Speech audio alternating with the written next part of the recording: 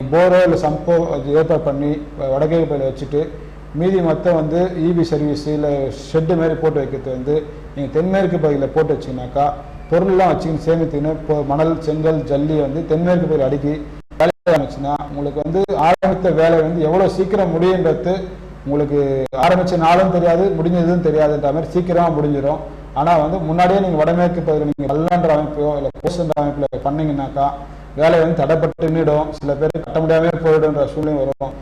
அது வந்து சில பேருக்கு விபத்தை கூட ஏற்படுத்தி கொடுக்குன்றத உங்களுக்கு நான் தெரிவிச்சுக்கிறேன்.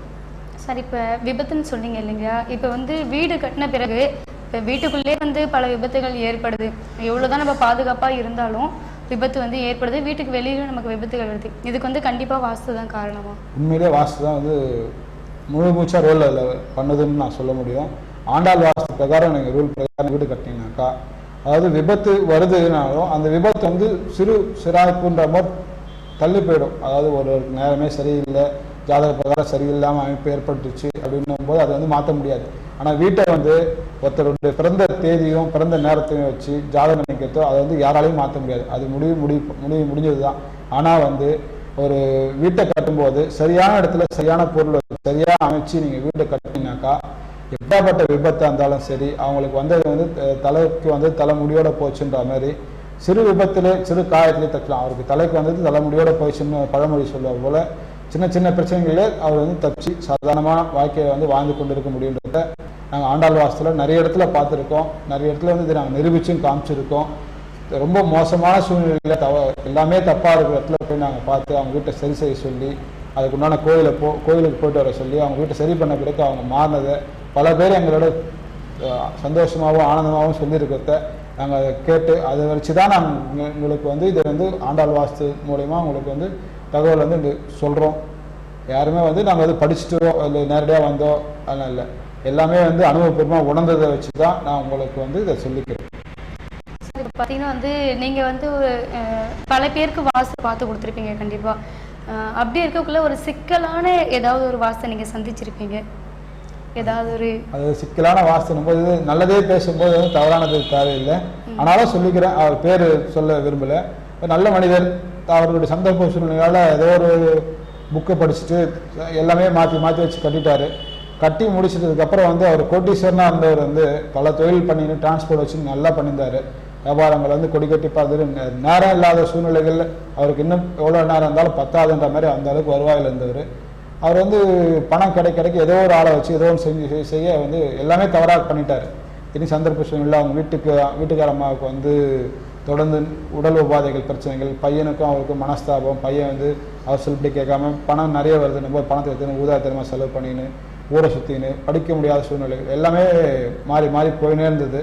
அவருக்கும் மன நிம்மதி இல்லாமல் போயிடுச்சு. இவ்வளோ பணம் வந்து தொழிலே சரியாக கவனிக்க முடியாமல் வேலையாட்களில் விட்டுட்டு அவர் ஏதோ ஒரு சூழ்நிலை சுற்றுற மாதிரி ஆகி போச்சு. அதுக்கப்புறம் வந்து சந்தர்ப்ப சூழ்நிலைகளால் அவர் ஏதோ நெட்லேயே அவங்க ஃப்ரெண்டுங்க மூலயமா தகவல் தெரிஞ்சு எங்கள் ஆண்டாள் வாஸ்து அணுகுனதுக்கு நாங்கள் வந்து அவருக்கு சரியான சொல்யூஷன் கொடுத்து இந்த மாதிரி கோயிலுக்கெல்லாம் போயிட்டு வாங்க, இதை முதல்ல இதை செய்யுங்க, இது ஒரு சில சின்ன விஷயங்கள் தான் அவர் வீட்டில் மாற்ற சொன்னோம். மாற்றினதுக்கப்புறம் அந்த அம்மாவுக்கு ஓரளவுக்கு பரவாயில்லன்னும் போது வடக்கையும் கிழக்கையும் முதல்ல ஜன்னல் வைக்க சொன்னோம். அதை வந்து சரி பண்ண உடனே வந்து அவங்க வீட்டில் வந்து ஓரளவுக்கு ஒரு நல்ல மாற்றம் கிடைச்சிது. அதுக்கப்புறம் அவர்களுக்கு வந்து ஆனால் வியாபாரம் விட்டு வியாபாரத்தால் இன்றைக்கி வரைக்கும் பிடிக்க முடியல, திட்டமான வியாபாரம் தான் இன்றைக்கி பண்ணிட்டு இருக்காரு. அந்த வியாபாரத்தை விட்டாலும் இன்றைக்கி வந்து ஒரு நிம்மதியான சூழ்நிலையில் ஓரளவுக்கு அவரும் அவர் பிள்ளைகளோட மனைவியோட ஆரோக்கியத்தோடு இப்போ வாழ்ந்து கொண்டிருக்கிறாரு. அதாவது அது ரொம்ப மோசமான சூழ்நிலை இருந்தவர் ஒரு சின்ன விஷயம் வடக்கையும் கிழக்கையும் ஜன்னல் வச்சு அது எப்பயுமே திறந்து வச்சு அவர் மாற்றினதுக்கும் அவருக்கு கோயிலுக்கும் ஆண்டாள் கோயிலுக்கு போயிட்டு வந்ததுலையும் அவர் பெரிய மாற்றத்தை வாழ்க்கையில் உணர்ந்திருக்காரு. சந்தர்ப்ப சூழ்நிலை வரும்போது நான் உங்களுக்கு வந்து அவர் வந்து நேரடியாகவே உங்களுக்கு வந்து இந்த வெற்றி தொலைக்காட்சியில் வந்து உங்களை அறிமுகப்படுத்துகிறேன். இந்த வாரம் பணம் ஈர்ப்பதற்கான டிப்ஸ். பணம் ஈர்ப்பதான டிப்ஸ் வந்து ரொம்ப சின்ன விஷயம்தான். வீட்டில் வந்து நம்ம எல்லாம் வெயில் காலத்தில் இப்போ இருக்கிற சூழ்நிலையில் திடீர்னு கரண்ட் ஆஃப் ஆகிடுச்சா டக்குன்னு ஓடி போவோம். நம்ம வீட்டில் மட்டும் கரண்ட் ஆஃப் ஆகிடுச்சா இல்லை பக்கத்து வீட்டில் கரண்ட் ஆஃப் ஆகிருக்கா இல்லை பக்கத்து வீட்டில் கரண்ட் இருக்கான்ற மாதிரி போய் பார்ப்போம். அதுபோல் வந்து தயவுசெய்து பார்க்காதீங்க. அடுத்ததாக வந்து காலையில் எழுந்தோடனே நியூஸ் பேப்பர் படிக்காதீங்க. ஒரு 10 மணி 12 மணிக்கு மேலே நியூஸ் பேப்பர் படிக்கத்தான் வச்சுங்க. வீட்டில் தேவையில்லாத பொருட்கள் எவ்வளோ நீங்கள் வெளியே எடுத்து நீங்கள் போகிறீங்களோ வீட்டை எந்த அளவுக்கு நீங்கள் சுத்தமாக வச்சுருக்கீங்களோ பணம் அந்த அளவுக்கு உங்களை தேடி வரும். நான் வந்து கரண்ட் இருக்கா அப்படின்றதுக்கு பார்க்கணும்னு சொன்னது வந்து ஒரு தவறான நெகட்டிவான எண்ணம். கரண்ட் இல்லைன்னா மற்ற பேருக்கு இல்லாமல் போயிருக்கோம். இல்லையா ஒரு ½ hour வரல அப்படின்னும் போது இப்போ எல்லாருமே யூபிஎஸ் சிஸ்டம் வச்சுட்டாங்க. அதனால் வந்து அதுவே தெரிய போகிறதுக்கு வாய்ப்பு அதிகம் இல்லை. ஆனால் வந்து பேப்பர் படிக்கிறதையோ தேவையில்லாத பொருட்களை வீட்டில் அதிகம் சேர்க்காதீங்க. நியூஸ் பேப்பராக ஒரு 10 நாளுக்கு ஒரு கூட எடுத்து யாருன்னா கொடுத்துருங்க, இல்லை எடைக்கு போட்டுருங்க. அதிகமாக சேர்த்து வச்சுருந்து நிறைய காசு வரும், இல்லை அளவுக்கு யூஸ் ஆகுன்ற மாதிரி நீங்கள் சேர்த்து வச்சிங்கனாக்கா ஒரு பொருள் வந்து 90 நாளைக்கு மேலே உங்களுக்கு வந்து அது பயன்படாமல் தேவையில்லாமல் பொருள் வச்சுனே இருந்தீங்கன்னா நெகட்டிவ் அதிகமாக உண்டாக்கி உங்களுக்கு வந்து நல்ல எனர்ஜி வந்து வீட்டுக்கு வந்து வெளியேறி உங்களுக்கு பணத்தட்டுப்பாடு ஏற்படுத்தி கொடுக்கும். அதனால் வந்து தேவையில்லாத பொருட்களை வீட்டிலேருந்து வெளியேற்றிடுங்க. நல்ல விஷயம் வரும், நல்ல விஷயம் நடக்கும், பணம் வந்து உங்களை தேடி வரும். சார் இப்போ பார்த்தீங்கன்னா வந்து இப்போ இருக்கிற பிரச்சனை பார்த்தீங்கன்னா விவசாயிகள் தான். நமக்கு காலங்காலமாக வந்து அந்த சாப்பாடு அப்படின்ற ஒரு விஷயம் பெரிய விஷயம். அந்த விவசாயிகளோட பிரச்சனை இப்போ நடந்துட்டு இருக்கும்போது அவங்களுக்கு ஒரு ஊக்கம் தர்ற மாதிரி ஏதாவது ஒரு விஷயம். நல்ல கேள்விமா நீங்கள் கேட்டது. விவசாயின்னும் போது இந்த காலத்து பிள்ளைங்களை போய் நம்ம விவசாயம் எப்படி பண்ணுறாங்கன்னு கேட்டால் நிறைய பேருக்கு தெரியாது. விவசாயம் அரிசி எங்கே கிடைக்குன்னா கடையில் கிடைக்கும், அதில் தான் தெரியுன்ற மாதிரி. அது எதுலேருந்து உற்பத்தி ஆகுதுன்னும் போது நிறைய குழந்தைங்களுக்கு தெரியாத சூழ்நிலைகள். எல்லாமே படிப்புன்னும் போது 24 மணி படிப்பு, ஸ்கூல் போகிறான் வரான், ஃபஸ்ட் கிளாஸ் போகிறான், டியூஷன் போகிறான் அப்படின்ற மாதிரி ஆயிடுச்சு. அவங்களுக்கு விவசாயத்துக்கு தெரிய வாய்ப்பு இல்லை. நம்ம இந்தியா நாட்டில் அமெரிக்கா நாட்டு ஜனாதிபதியே வந்து நீங்கள் வாங்க எங்கள் நாட்டுக்கு வந்து விவசாயத்துக்கு எங்களை கற்றுக் கொடுங்கன்னு வந்து ஒரு விவசாயியை பார்த்து இந்தியாவில் வந்து நேரடியாக அழைத்த ஒரு விவசாயியும் நம்ம இருக்கார். நாகரத்ன நாயுடுன்ட்டு ஆந்திராவில் இருக்கார். விஜயவாடா பக்கத்தில் வந்து 336 உள்நாட்டு அவார்டுங்களும் 9 வந்து வெளிநாட்டு அவார்டும் வாங்கியிருக்காரு.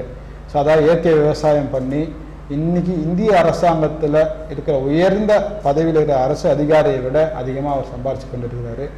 ஆந்திரா முதல்வர் வந்து 2006 வந்து ஒரு நாள் முழுவதும் அவர்கிட்ட வந்து நீங்கள் எப்படி விவசாயம் பண்ணுறீங்க அப்படின்றத மற்ற மக்களுக்கு தெரிவிக்கணுன்றதுக்கோசம் அவருடைய விவசாய பண்ணையிலே வந்து காலையிலேருந்து 3 இரவு வரைக்கும் அவங்க இடத்துல தங்கி விவசாயம் பண்ணிக்கிறார். அவர் சாதாரண ஒரு டிப்ளமோ எலக்ட்ரானிக் இன்ஜினியர் படித்த ஒரு விவசாய குடும்பத்தில் பிறந்தவர் தான்.